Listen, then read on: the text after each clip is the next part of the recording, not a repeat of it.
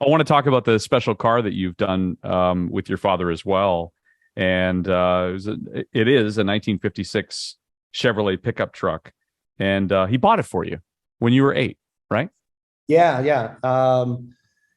Somewhere in there, 8 to 11. I don't remember exactly, but yes. So there was a guy who owed him money. He was a Mac tool guy at the time. So he ran routes and sold tools. There was a guy who owed him money. The guy couldn't afford to pay his bill. So he asked him, he goes, okay, do you have anything you want to trade me? Like, I'll take it in on trade.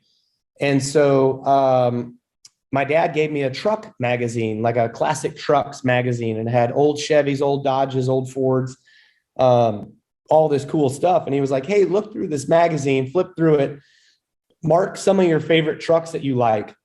And so I did. I looked through it, and he was like, okay, this is cool, this is cool, this is good, this is good. And he goes, well, which one's your favorite? And I pointed to the one, flipped to the page, and so he was like, that's cool. Yeah, man, that would be really neat. Whatever he said. Well, it wasn't a week later and this truck showed up. It was the exact truck I picked out in the magazine. Like, it was a 55, 56 Chevy pickup truck, and it showed up. And I was like, okay, cool. Well, not the exact same as the picture, right? So it wasn't the $100,000 truck that was all tricked out. This was one that was taken in on trade for $4,000 or whatever that it was. And it was a bucket, a hunk of nuts and bolts and metal and rusted parts and pieces. Like, it was not cool at all. But at the time I was like, oh yeah, that's cool, man. You just have these dreams and these visions of like what it can be.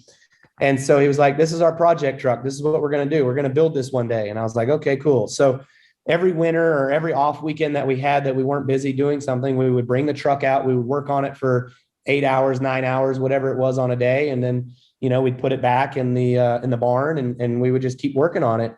And when I got to big time racing, it kind of got put to the back burner and nothing happened with it. My dad moved it from Vegas out to North Carolina, where we live now. And he went ahead and restarted the project years later, probably 20 years later. And there's another story that when I moved to North Carolina, I didn't have anything to drive at the time. So I was still driving our old family Suburban that took us to all of our races on the West Coast. It was a 1989 GMC Suburban. And I'm driving this thing all around town, whatever. And there was a cross intersection. This lady stopped, and to turn on this road, there was no light or anything, but I was looking off, not paying attention. And I hit her. I ran in the back of her.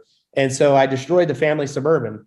And so my dad was like, well, I guess this is the engine that we're going to use for the 56 Chevy pickup.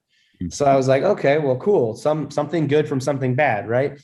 And so he's working on the truck. He built the engine. He's doing all this stuff and getting it all ready. And then he got tired of it, didn't want to finish. So I sent it off to another company that would do the work and finish it. So we spent the money to finish it.